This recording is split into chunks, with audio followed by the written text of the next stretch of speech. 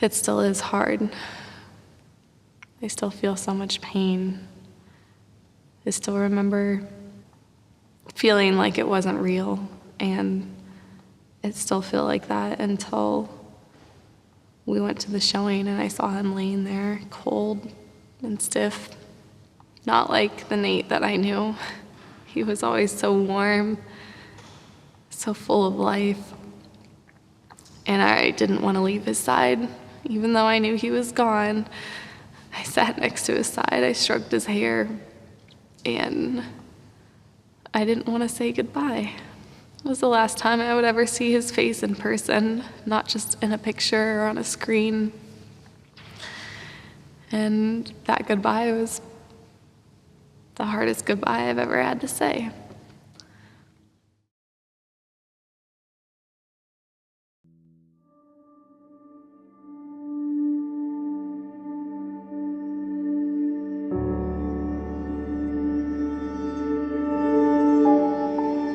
He was so unique and so quirky, and I just loved everything about him.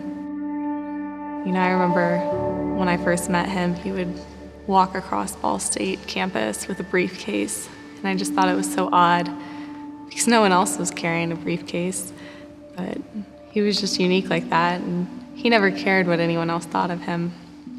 He knew himself, he knew what he believed, he knew his faith, and he knew what was important to him.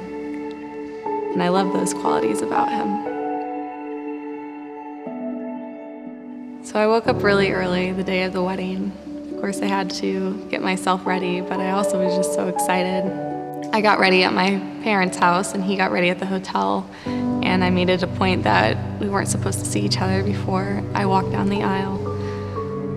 We did, however, get time to pray together, and that was important to me and to him. So we stood on opposite sides of a door, and we held hands and prayed for our future together.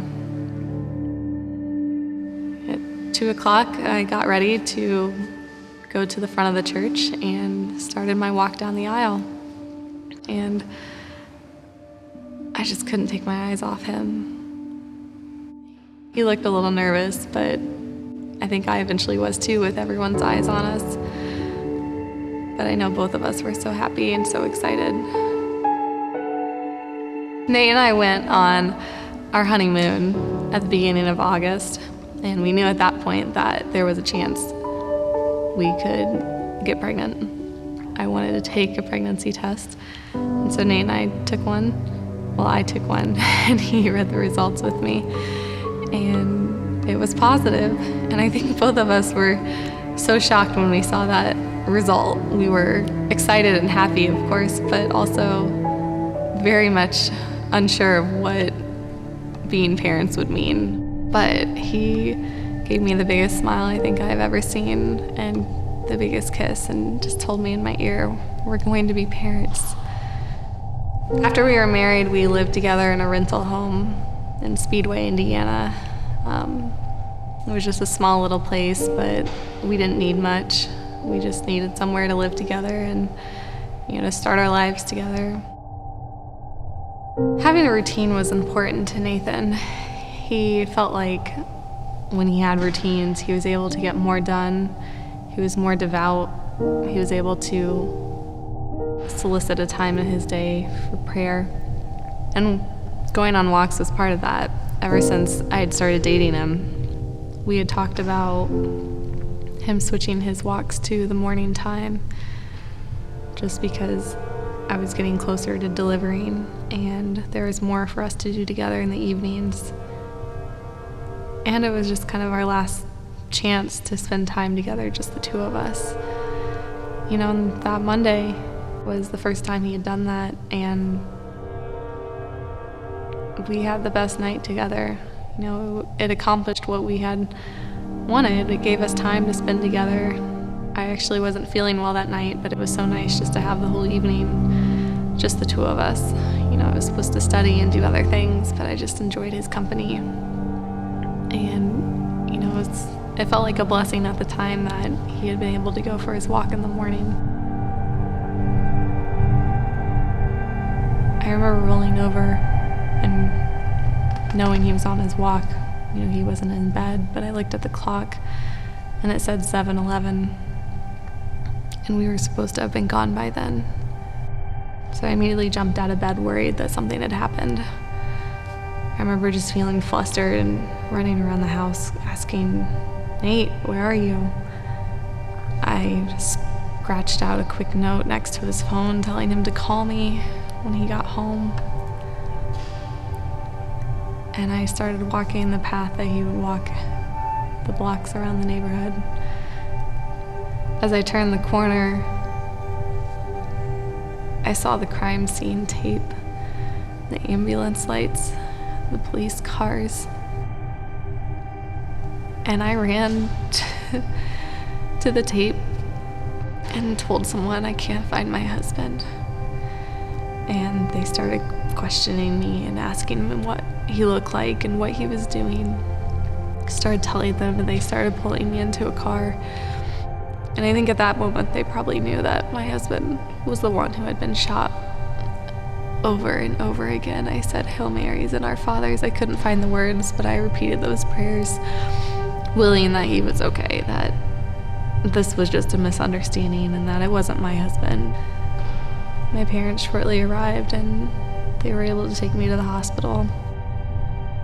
No one still had confirmed whether the victim had been shot and killed or who it was, but I walked in just feeling dread that I think in my heart I knew it was him, but I didn't want to accept it.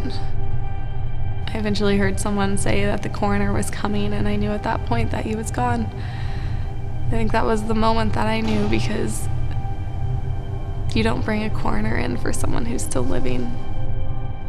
My dad identified the body for me because I was unable to, but his tears confirmed what I already knew.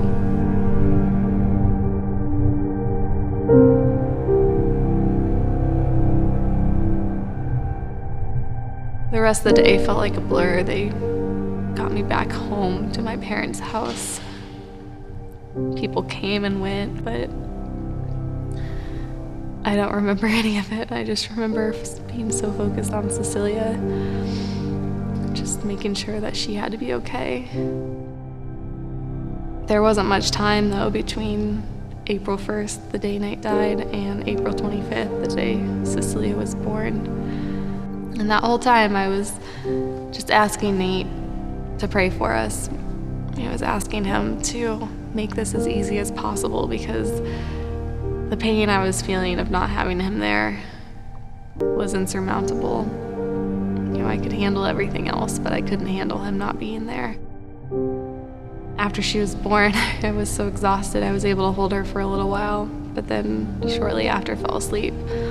And it wasn't until I woke up that, that pain really did hit. That this was the moment where I was supposed to be with him. That happiness will never be there again. That was happiness that was so perfect and unblemished and untainted. Any joyful moments I experienced from this moment forward will forever be shadowed by the loss of Nate. The fact that he should have been there for it. When Cecilia when she took her first steps, when she said her first words, those joyful moments held happiness, but they also held sorrow. I think that's the hardest thing of all.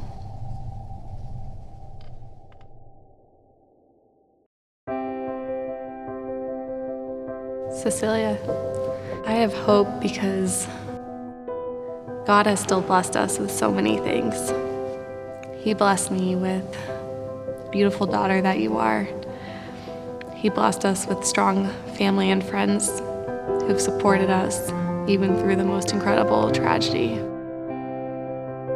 I think the world lost one of its most incredible persons before they even got the chance to know him. He was one of a kind. He was strong in his faith. He had strength in his actions and in his words. And he had a love and a life thirst that was so exuberant. Know that he had a heart for forgiveness and even the most unimaginable crimes can be forgiven. He felt like he was called to do great things. And I think in a way, this is him doing that. And I think you'll get to see him again one day. In the meantime, I want to do my best to let you know him because of how much he loved you, because of how good of a father he was and would have been. And in the meantime, we'll keep his memory alive because he was an incredible man.